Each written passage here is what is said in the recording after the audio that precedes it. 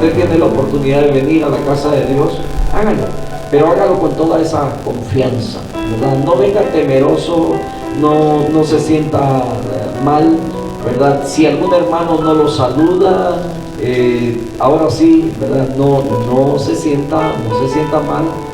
Créanme que siempre no hemos dejado de saludar a nadie como nosotros acostumbramos a hacerlo. Y bueno, no queremos, ¿verdad?, tampoco obligar a nadie a que nos salude de mano o de abrazo si no se siente cómodo, ¿verdad? Y respetamos eso, por supuesto, ¿verdad? Respetamos eso. Enseñamos que nuestro Dios es grande, que nuestro Dios es maravilloso, ¿verdad? Y Él ha tenido cuidado de nosotros, ha tenido cuidado de su pueblo, y en esa confianza, ¿verdad?, continuamos. Así es que, hermanos, hace algunas semanas atrás yo empecé a compartirles acerca de la naturaleza de Cristo, y quiero en esta tarde retomar, ¿verdad?, la naturaleza de nuestro Señor Jesucristo, donde Él es la palabra, donde Él es el Hijo de Dios, Él es la perfección, Él es perfecto. El testimonio que los discípulos dieron acerca de Él es, ¿verdad? Nosotros afirmamos que Él es el Hijo de Dios, tiene propósitos para el hombre. Jesucristo es un revelador de Dios, ¿verdad? Lo vimos eso. Pero en esta tarde yo quiero hablarles acerca de las dignidades de Jesucristo, y esto tiene que ver de los títulos que Él vino a cumplir como profeta, ¿verdad?, como rey y también como sacerdote. Esas tres cosas, ¿verdad?, las vamos a ver en esta noche. Así es que vaya enviando su mensaje de texto. Bueno, más bien, mándelo por el inbox, por Facebook, ¿verdad? Porque los teléfonos los usamos para transmitir, ¿verdad? Entonces no podemos estar sacando mensajes de texto durante la transmisión, pero sí podemos estar leyendo los mensajes que comenta, ¿verdad?, en la página de Facebook. Así es que si es una petición que no quiere que sea conocida, entonces envíenlo en inbox, ¿verdad? Así es que podemos recibirlo en esta noche y estar orando por sus peticiones. Recuérdenos sus peticiones. A veces se nos están, bueno, los tenemos anotados, ¿verdad?, pero no los tenemos con nosotros, pero aquí presentes, ¿verdad?, pero podemos seguir orando por ellos. Así es que vamos a la escritura en esta noche. 1 Timoteo capítulo 2 verso 5, y este es un texto, ¿verdad?, que bastante conocido por muchos, y a lo mejor usted se lo sabe de memoria. 1 Timoteo capítulo 2 verso 5, donde dice: porque hay un solo Dios y un solo mediador entre Dios y los hombres, Jesucristo, hombre. Porque hay un solo Dios y un solo mediador entre Dios y los hombres, Jesucristo, hombre. Vamos a tener un tiempo de oración. Amado Señor, te damos muchas gracias por este tiempo, bonita oportunidad que tú nos das. Gracias por este día, Señor. Es el segundo día caluroso aquí en Las Vegas. Ha estado muy caliente, ha subido más de 110 en estos días. Pero Padre, gracias porque tú te manifiestas, Señor, nos cuidas, nos proteges. A los que trabajamos bajo esta inclemencia del clima, Padre, pero te damos las gracias porque tú nos das las fuerzas. Gracias por bendecir a mis hermanos, Señor, con trabajo. Gracias por la fuente, Señor, que has estado abriendo, y algunos de mis hermanos que ya están regresando a sus fuentes de trabajo, Señor. Gracias. Bendito sea tu nombre. Aquellos que por más de 2 meses estuvieron sin trabajo o en descanso, pero ahora, Señor, ya están regresando. Gracias por aquellos que nunca tuvieron que parar, sino que continuaron trabajando, Señor, y supliste a través de sus trabajos para sus necesidades.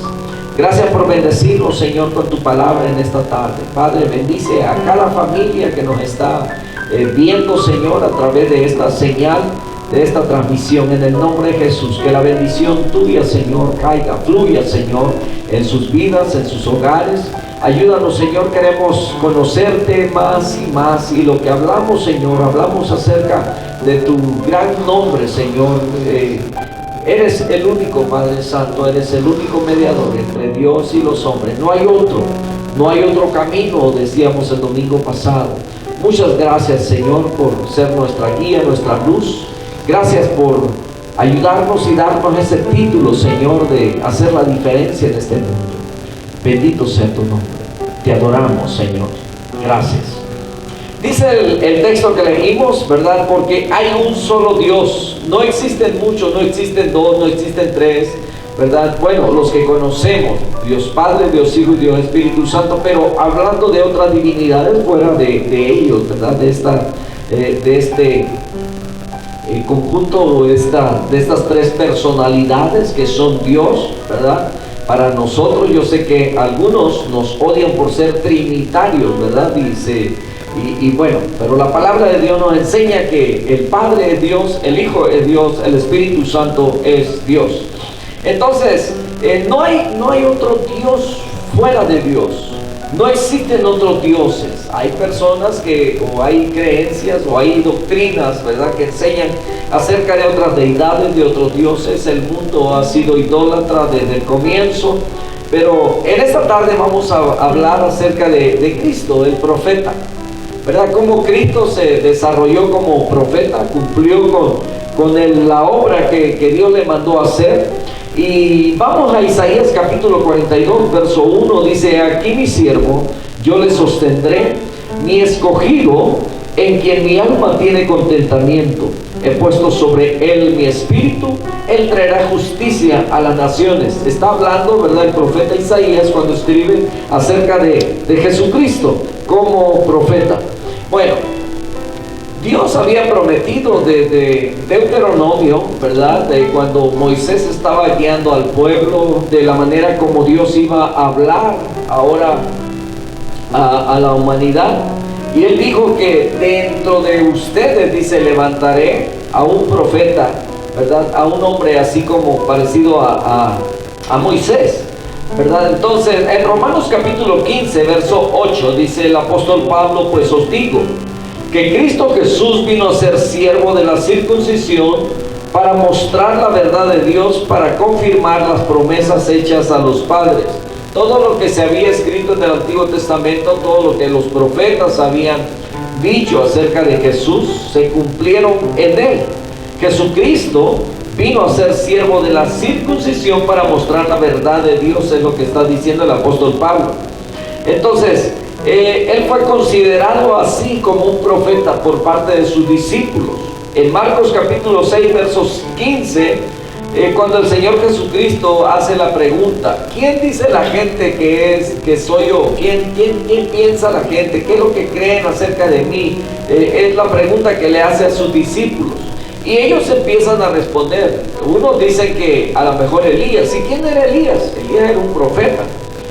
Otros decían: es un profeta, o algunos de los profetas, ¿verdad? En Mateo, cuando hace esa pregunta, también hay otras respuestas que dan, ¿verdad?, en este evangelio, donde dice que unos dicen que era Jeremías, otros que a lo mejor hasta Juan el Bautista que había, ¿verdad?, se había levantado. Ahora, en Juan capítulo 4, verso 19, Jesucristo había tenido una conversación, o estaba teniendo una conversación con una mujer, ¿verdad?, allá, la mujer samaritana en el pozo de Jacob. Y entonces ella le dice: Señor, me parece que tú eres profeta. Entonces Jesucristo estaba siendo reconocido no solamente por sus discípulos, sino también por la gente y también por esta mujer samaritana. Dice: me parece que tú eres profeta. En Juan capítulo 6, verso 14, dice que aquellos hombres entonces, viendo la señal que Jesús había hecho, dijeron: este verdaderamente es el profeta que había de venir al mundo. Ellos ya sabían que vendría un profeta, ¿verdad? Un profeta parecido a Moisés, alguien que libertaría, alguien que traía libertad al pueblo, y en el tiempo en el que estaban viviendo, pues estaban oprimidos. Y cuando Dios les prometió, ¿verdad?, que se levantaría de entre ellos un profeta así como Moisés, él se estaba profetizando ¿verdad? Pero para cerca de toda la humanidad. Entonces en Juan capítulo 9 verso 17, perdón, antes de pasar ahí, ¿verdad? Aquí lo que acabamos de leer en Juan 6:14 es que Jesucristo acababa de hacer el milagro donde le da de comer con 5 panes y 2 pececillos a una multitud grande de personas, ¿verdad? Marcos dice que a 5,000 hombres, sin contar mujeres y niños. Entonces quiere decir que la cantidad era bastante grande, ¿verdad? Entonces ellos, sorprendidos por ese milagro tan grande, como él podía satisfacer el hambre de más de 5,000 personas con solamente 5 panes y 2 pececillos, el milagro se había efectuado. Entonces dice que aquellos hombres, viendo la señal que Jesús había hecho, dijeron: este verdaderamente es el profeta que había de venir al mundo, porque era una señal grande, era una señal que no se daba tan seguido, ¿verdad? Y que solamente lo podían hacer, un milagro, un evento sobrenatural, solamente aquellos donde el Espíritu de Dios estaba sobre ellos. ¿Y quiénes? Pues los profetas. Elías descendió por su oración, dice que cerró las fuentes de los cielos, no llovió por 3 años y medio, bajó fuego del cielo por una oración que hizo Josué, ¿verdad? En su oración detuvo el sol casi un día entero, ¿verdad? Y la luna se detuvieron. Podemos deducir muchas cosas, ¿verdad? De acuerdo a lo que los científicos tratan a veces de tergiversar lo que la palabra de Dios dice. Pero bueno, entonces todos aquellos hombres grandes, ¿verdad? Como Eliseo también, ¿verdad? Siendo un profeta de Dios, hizo muchos milagros, el doble de lo que hizo Elías, pues él pidió doble porción del espíritu de Elías. Entonces todo eso se fue cumpliendo. Y entonces cuando Jesucristo viene, en esos tiempos habían pasado casi 400 años de silencio donde Dios no había hablado a su pueblo. Jesucristo nace en tiempos donde el pueblo judío está en esclavitud y necesitan libertad, necesitan ser liberados. Entonces cuando sucede este milagro, entonces dice que aquellos hombres querían tomarlo, ¿verdad? Y la razón por la que el Señor Jesucristo en cada milagro decía: pero no se lo digas a nadie, porque su hora de revelarse al pueblo no había llegado. Y la razón también era porque cuando lo conocieran como profeta lo iban a tomar, ¿verdad? Sin que él cumpliera el propósito al que venía. En Juan capítulo 9, verso 17 también dice que había un ciego. El Señor Jesucristo lo sana, él vuelve a ver, pero los hombres de aquel entonces, ¿verdad? Los religiosos, los judíos, estos fariseos, los saduceos, los escribas, de esos que andaban siempre viendo a ver en qué fallaba el maestro para acusarle. Entonces dice que volvieron a decirle al ciego: ¿qué dices tú del que te abrió los ojos? Y él dijo que es profeta. Esta fue la respuesta de aquel hombre que recibió la vista. Bueno, entonces como profeta Jesucristo predicó la salvación. Dice Lucas capítulo 19 verso 41, dice: cuando llegó cerca de la ciudad, al verlas lloró sobre ella. ¿Cuál era la razón por la que el Señor Jesucristo lloró sobre ella? ¿Por qué? Porque en muchas ocasiones Dios, tratando de salvar a su pueblo, envió profetas que fueron muertos, lo mataron, ¿verdad? Hay parábolas que describen cómo se portaron con los profetas. Y en la historia, ¿verdad? De los hombres, algunos aparecen como hebreos, registra que algunos fueron aserrados, otros vivieron en cuevas, otros anduvieron huyendo de aquí para allá, ¿verdad? Como buscando una ciudadanía. Entonces ellos murieron, fueron muertos por causa del mismo pueblo. Entonces cuando Jesucristo llega a la ciudad, Lucas 19:41, él se lamenta, él empieza a llorar sobre la ciudad porque en muchas ocasiones expresa estas palabras, dice: ¿cuántas veces quise juntarte? Dice: como la gallina junta sus polluelos y no te dejaste, no quisiste. Entonces esa era la razón.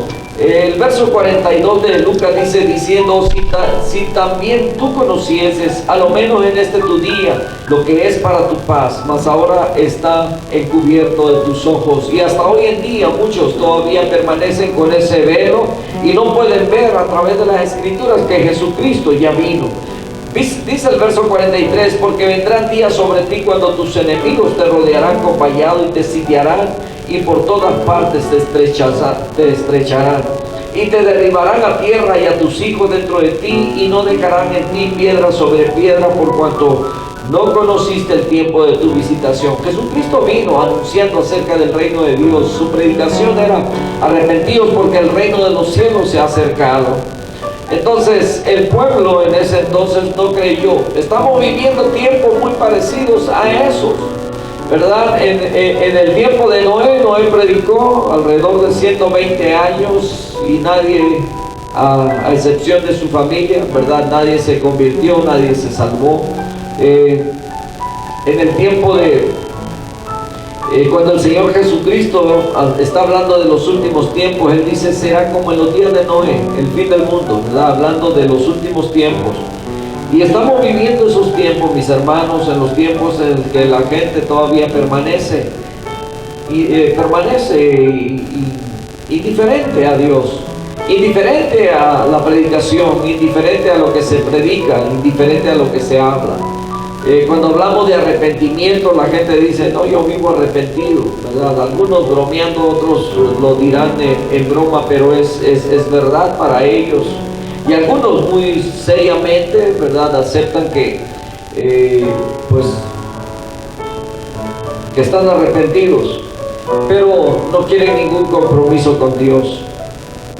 Entonces Jesús le dijo: vuelve tu espada a su lugar, porque todos los que tomen espada perecerán. Está hablando de, en esta ocasión le está hablando a Pedro, ¿verdad?, que había desenfundado su espada. Entonces Jesucristo no vino a imponer una justicia ni a cambiar a nadie por fuerza, ¿verdad? Todo esto es voluntario. Él predicó acerca de la salvación.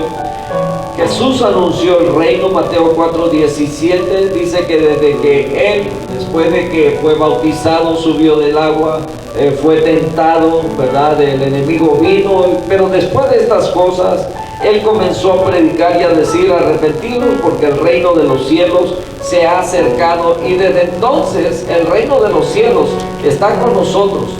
El reino de Dios está entre nosotros. Él dijo: y recibiréis poder cuando haya venido sobre vosotros el Espíritu Santo, y me seréis testigos en Jerusalén, en toda Samaria, en toda Judea y hasta lo último de la tierra.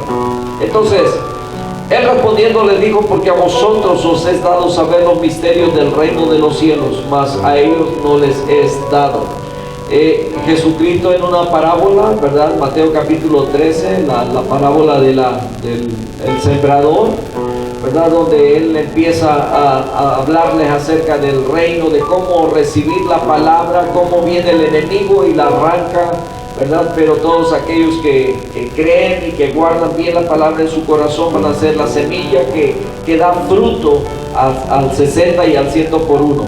Entonces Jesucristo predijo el futuro. En Mateo capítulo 24 y verso 25 Él estuvo hablando acerca de los tiempos que vivirían en esas mismas generaciones que estaban viviendo hace 2000 años, ¿verdad? Cómo los gentiles llegarían, cómo el templo sería derribado, y dijo: no quedará piedra sobre piedra que no sea derribada. Y varias profecías de Él fueron cumplidas, otras se están cumpliendo ahora mismo, cuando dice que habrán guerras, pestes, habrán terremotos, ¿verdad? Todos estos acontecimientos que por décadas hemos estado viendo que están sucediendo. Entonces Él predijo el futuro. Capítulo 25 continúa hablando acerca de la devastación o del fin total del mundo.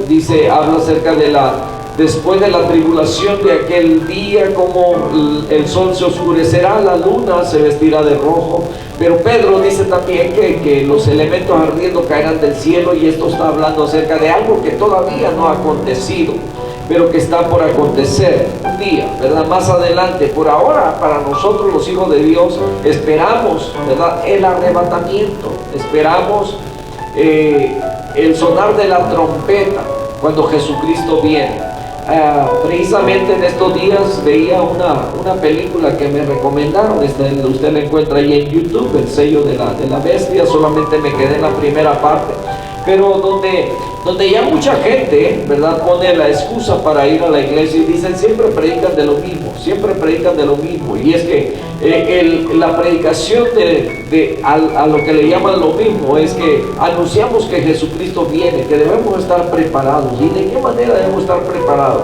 Necesitamos estar creyendo, necesitamos estar perseverando, porque la palabra de Dios dice que y todo aquel que persevere hasta el fin, este será salvo.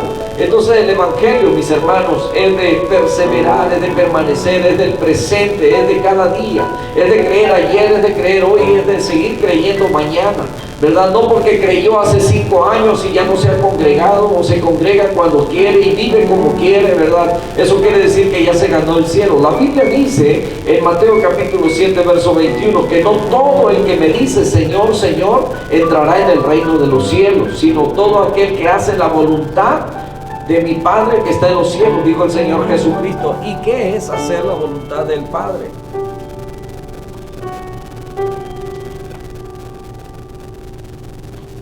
Parece que se fue. 2,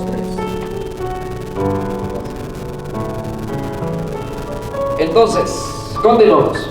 ¿Qué es hacer la voluntad del Padre? Es anunciar las buenas nuevas, es vivir una vida de santidad, es no desmayar, es continuar, ¿verdad?, en el camino. Entonces, Jesucristo predicó todo esto. Jesucristo, desde que empezó súbele un poquito a este micrófono. Es el gris, es de Raquel. Ok, gracias. Entonces, Él empezó a predicar desde entonces. Y esa misma predicación debe ser la nuestra hoy día. Entonces, cuando predijo el futuro, también nos dijo que no estaríamos solos, que no estaríamos huérfanos, que Él se iba, pero no estaríamos solos. Dijo en Juan capítulo 14, verso 26, dice, mas el Consolador, el Espíritu Santo, a quien el Padre enviará en mi nombre, Él os enseñará todas las cosas y os recordará todo lo que yo os he dicho. Entonces, desde que Él se fue, no nos quedamos solos. Inmediatamente después mandó el Espíritu Santo, que ha estado en el mundo desde que sucedió ese evento en el día de Pentecostés. Aquellos discípulos que esperaban orando fueron investidos, fueron llenos del Espíritu Santo, y esto quedó, ¿verdad?, para nosotros también, cuando dice la Escritura que somos sellados con el Espíritu Santo de la promesa desde el momento en el que creemos, desde el momento en el que creímos y desde el momento en el que oímos la palabra de verdad, el evangelio de nuestra salvación, dice Efesios capítulo 1 verso 13. Desde ese momento nosotros recibimos el sello del Espíritu Santo, con el cual, ¿verdad?, estamos sellados para el día de la redención. En Juan capítulo 16 verso 13 dice, pero cuando venga el Espíritu de verdad, Él os guiará toda verdad, porque no hablará por su propia cuenta, sino que hablará todo lo que oyere y os hará saber las cosas que habrán de venir. Entonces, mis hermanos, hay una garantía que está en nosotros, ¿verdad? Jesucristo cumplió con todo ello. Él supo, ¿verdad? Entonces dijimos que predijo el futuro, dijo todo lo que sucedería y promete lo que cumple. Entonces el Espíritu Santo vino, está con nosotros, ¿verdad? Pero ahora vamos a pasar al siguiente punto. Ya vimos cómo Jesucristo es el profeta, pero vemos también cómo Jesucristo cumple ese título de sacerdote. En Hebreos capítulo 8 verso 13 nos dice, porque todo sumo sacerdote está constituido para presentar ofrendas y sacrificios, por lo cual es necesario que también éste tenga algo que ofrecer. El siguiente verso sigue hablando, en Hebreos 2 verso 14 dice, así que Por cuanto los hijos participaron de carne y sangre, él también participó de lo mismo, para destruir por medio de la muerte al que tenía el imperio de la muerte. ¿Quién es el que tenía el imperio de la muerte? Ahí mismo dice el escritor de Hebreos, al diablo. ¿Quién lo destruyó por medio de la muerte? Jesucristo. Él venció. Recuerden que la escritura nos habla de que Jesucristo fue hasta lo profundo, fue al núcleo de la tierra, estuvo en el corazón de la tierra 3 días y 3 noches, ¿verdad? Hay diferentes enseñanzas acerca de esto, pero lo que sí sabemos es que nadie antes se había levantado de entre los muertos como lo hizo él. Hay una tumba que permanece vacía hasta hoy día, desde hace 2000 años, y es la de nuestro Señor Jesucristo. Entonces, en el verso 15 dice: y librar a todos los que por el temor de la muerte estaban durante toda la vida sujetos a servidumbre. Verso 16: porque ciertamente no socorrió a los ángeles, sino que socorrió a la descendencia de Abraham. Y Efesios capítulo 1 verso 6 dice que para alabanza de la gloria de su gracia, con la cual nos hizo aceptos en el amado. Cristo como sacerdote, Él se ofreció a sí mismo. Él fue el sacrificio, pero Él mismo fue quien se ofreció. Entonces, es difícil entender estas cosas. Sabemos que en el antiguo pacto, el sacerdote tenía que degollar al cordero, presentarlo, quemarlo, o de la manera como estaba establecido para ser presentado ese sacrificio. Pero en este siendo el sumo sacerdote, ¿verdad? Él mismo entró como ofrenda de sacrificio, pero él mismo fue el sumo sacerdote. Y como dice la escritura en Hebreos 4:15, dice que no tenemos un sumo sacerdote que no se compadezca de nosotros, ¿verdad? Sino uno que fue tentado absolutamente en todo, y que por medio de él nosotros tenemos acceso al Padre. Entonces, como sacerdote, él cumplió esa función. Cristo como el rey, ¿verdad? Génesis 14:18 habla acerca de un hombre, Melquisedec. A lo mejor usted ya lo ha escuchado en otras ocasiones, o lo ha leído, o ha tenido estudios bíblicos, ¿verdad? Pero Melquisedec, no se habla mucho de Melquisedec, no hay mucho que investigar acerca de Melquisedec. Solamente la escritura dice acerca de Melquisedec en esta porción de Génesis 14, y Hebreos también habla de ello, ¿verdad? En Génesis 14:18 dice que era rey de Salem. Salem tiene un significado, ¿verdad?, bastante bonito, habla de paz, y sacerdote del Dios Altísimo.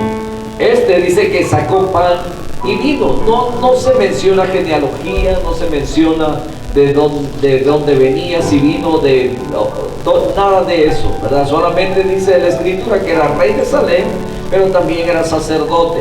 Era muy raro, o más bien esto solamente lo menciona de Melquisedec y del Señor Jesucristo cumpliendo esas funciones, pero hubieron hombres, ¿verdad?, que o eran profetas o eran sacerdotes, no podían ser las dos cosas, ¿verdad? Y en el caso del rey, él solamente podía ser rey, no podía ser ni sacerdote ni lo otro, ni profeta. Entonces aquí tenemos a un Melquisedec, ¿verdad?, rey de Salem, y dice que era sacerdote del Dios Altísimo.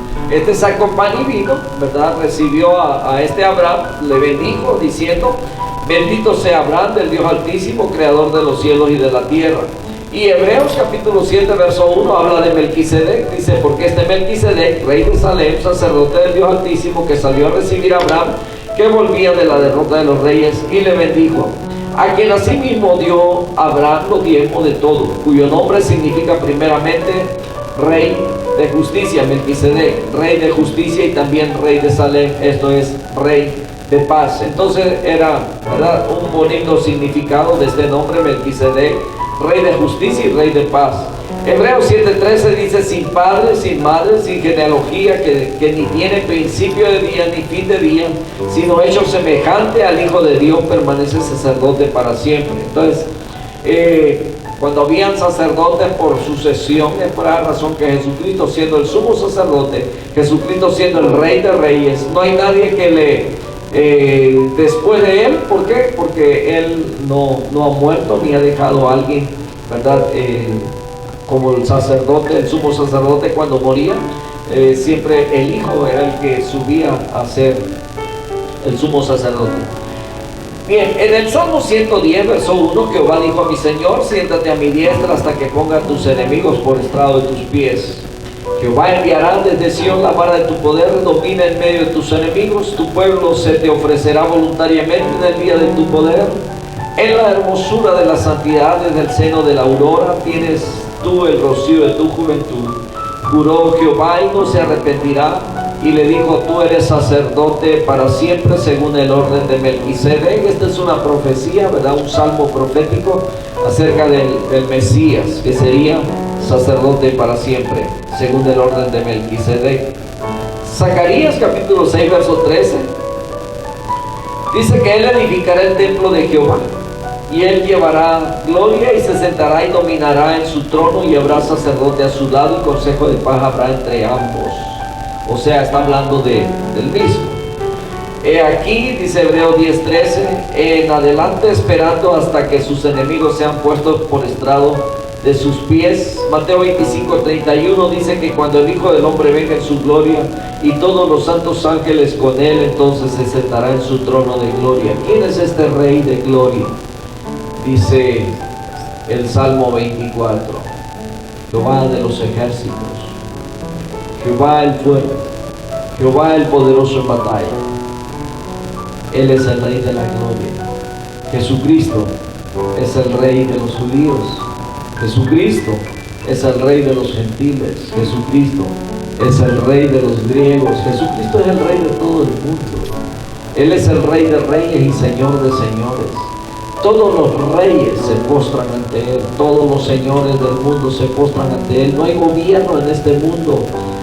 Y le contestó a Pilato que nadie tendría señorío, nadie tendría poder o autoridad sobre este mundo a menos que le fuese dado del cielo. Jesucristo es el Rey de reyes. Jesucristo es el sumo sacerdote. Él es el que ministra delante del Padre. Jesucristo cumplió como profeta. Hasta ahí este estudio, mis hermanos. Jesucristo. Estamos conociendo acerca de las naturalezas de nuestro Señor Jesucristo. 100% hombre, 100% Dios. Profeta, Rey, Señor. Vamos en esta noche a tomar las peticiones de oración. Voy a pedirle a alguno de mis hermanos que me ayude a orar, a interceder en esta noche. Lo vamos a hacer todos, ¿verdad? Pero usted ahí desde su casita, si no ha enviado sus mensajes, sus peticiones, queremos orar juntos en esta noche. Así que voy a pedirle a mis hermanos que me acompañen por aquí, ¿verdad? Para que nos ayuden nos vamos a repartir las peticiones de oración y vamos a estar considerando cada una de ellas.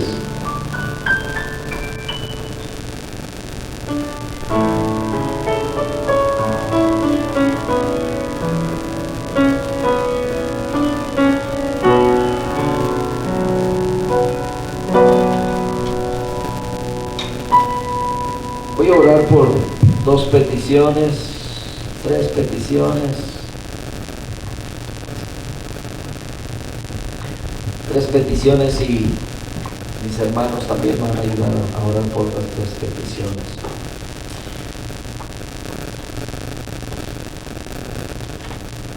Dice esta petición: por salvación y liberación de todo vicio en cada familia inconverso, por salud física a todos los que tienen alguna molestia, bueno, algunos ya porque la edad nos alcanzó, ¿verdad? Amado Señor, en esta noche venimos ante ti, Señor. Te damos las gracias, Señor, reconociendo que tú eres Rey, que tú eres Señor, que tú eres sacerdote, el sacerdote de tu casa, el sacerdote de tu hogar. Tú eres la cabeza, Señor, de la iglesia. Gracias, Señor. Reconocemos tu gran bondad y tu poder, Señor, sobre tu pueblo. venimos ante ti, Señor, con corazón sumiso, contrito, reconociendo que no hay otro como tú. Tus discípulos te reconocieron como el Mesías. Nadie había hecho milagros como los que tú hacías, como los que haces, y aún como los que harás, Señor. Y es por eso que nosotros nos presentamos ante ti, Señor, siempre con necesidades, suplicándote que nos ayudes. Quiero pedirte, Señor, en esta noche, por esta petición que nos hace llegar nuestra hermana Lidia, por las familias, Señor, los familiares que tenemos que tienen un vicio, para que sean liberados de ello.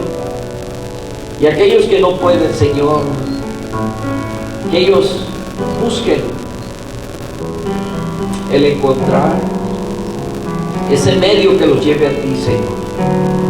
Sabemos que tú estás para nosotros y para todo aquel que invoque, Señor, tu santo nombre. Pues tu palabra dice que todo aquel que te invocare será salvo. Así es que suplicamos, Señor, por todas esas familias, Señor, nuestros familiares, aquellos que están lejos, Padre Santo, para que tú les ayudes a llegar a ti. Pues tu palabra dice, Señor, que si tú no los traes, ¿cómo vendrán, Señor? Si eres tú, Señor, quien pones en cada uno el querer como el hacer, por tu buena voluntad. Aún en aquel, Señor, que no te conoce, envíalo, Señor. Abre los cielos, Señor, para ellos, en el nombre de Jesús. Te suplicamos, Señor, por la salud física, para todos los que están, Señor, teniendo molestias musculares, tendones, huesos, cartílagos, en el nombre de Jesús. Suplico, Señor amado, para que traiga reposo, Señor, a sus cuerpos, en el poderoso nombre de Jesús, porque en ti confiamos, Señor, porque tú nos conoces y tú puedes hacerlo, Padre Santo. Gracias, bendito Señor. Quiero suplicarte, Padre Santo, en esta noche por la fortaleza para la familia Rodríguez, por la partida de un familiar. Amado Señor, tú sabes quién es, y tú sabes, Señor, y conoces la fortaleza de la familia Rodríguez, y tú puedes ayudarles a estar firmes, fuertes, Señor, que puedan pasar, Señor, esta situación, que puedan superarlo en el nombre de Jesús. Dales fuerzas, dales ánimo, Señor amado, en los momentos cuando un ser querido se va de este mundo, cuando, Señor, tú tomas esa vida, porque todos te pertenecemos a ti. La vida, Señor, que tú nos has dado es tuya, Señor. Tú la das y tú la quitas cuando tú quieres, Señor, ese aliento de vida que nos has dado. Amado Señor, por aquellos que no te conocen, Padre bendito, sabemos que los que ya se han ido no podemos hacer nada por ellos. Pero, Padre, oramos por aquellos que todavía están aquí, que puedan hacer una decisión por su eternidad. Porque tu palabra dice que todos somos pecadores. Pero a pesar de ser pecadores, Jesucristo, tu Hijo amado, murió por nosotros. Y nos pides, Padre Santo, que confesemos, que invoquemos tu santo nombre para ser salvos. Permite, Señor, que todos los que nos escuchan, Padre, que las familias que tenemos que son inconversos todavía, Señor, puedan, Señor, sus sensibilidades profundas, Señor, ser tocadas, para que tu palabra pueda penetrar a sus corazones y ellos puedan, a través, Señor, de tu palabra ser salvos, en el nombre de Jesucristo. Amado Señor, te pedimos por esas familias que están pasando tristeza, por la ausencia de un familiar que se ha adelantado. Fortalécelos, Señor, dales fuerza, dales ánimo, Señor, lo necesitamos. Te rogamos por nuestro hermano Hugo López y toda su familia, para que en su recuperación, Señor, sea total por este virus. En el nombre de Jesús. Gracias, Señor. Suplicamos fortaleza, Señor, para esos cuerpos que puedan resistir, Señor. Si es tu voluntad, Padre Santo, el mantenernos todavía en este mundo, bendito sea tu nombre. Si es tiempo de que vayamos a casa, también, Señor, estamos contentos por la vida que tú nos has permitido ya vivir. Y muchas gracias por la esperanza que tú nos has dado, en el nombre de Jesucristo. Suplicamos, Señor, por nuestros compañeros de trabajo, Padre Santo, para que tú estés obrando en sus vidas y ellos puedan nacer de nuevo, Señor. Es lo que hace falta, Padre bendito. Que ellos nazcan de nuevo, que puedan conocerte, que tengan el deseo, Señor, de conocerte, Padre amado. En el nombre de Jesús, despiértalos, Señor amado, levántalos. Dice tu palabra que nosotros antes estábamos muertos en nuestros delitos y pecados. Ellos también ahora duermen como Lázaro. Pero Padre, cuando tú llegas y los llamas, Señor, los levantas para vida. En el nombre de Jesús. Muchas gracias, Padre Santo. Bendice, Señor, ese grupo de hermanos que han trabajado en esta mañana, Señor, en este lugar, Padre, hermoseándolo, limpiándolo, Señor. Muchas gracias. Bendice a cada uno de ellos, su disposición, su trabajo, Señor, su entrega, su dedicación, Señor. Ese servicio tan bonito, Señor. En el nombre de Jesús, gracias. Guarda a cada uno de mis hermanos, Señor. Bendícelos, Padre. Bendice a nuestros ancianos, fortalécelos, guárdalos, Padre Santo, a nuestros hermanos que trabajan cerca, Señor, de aquellos que están contaminados, contagiados, Señor, por este virus. En el nombre de Jesús, te pedimos por este domingo, Señor, en el cual estaremos, Padre Santo, abriendo al público, bendito Dios, para que tu pueblo, Señor, pueda acercarse con toda confianza, Señor, a este lugar, Señor bendito, en el nombre de Jesús. Muchas gracias, Padre. Gracias, porque tus bondades, Señor, son para siempre. Bendito sea tu nombre. Te adoramos, Señor. Muchas gracias.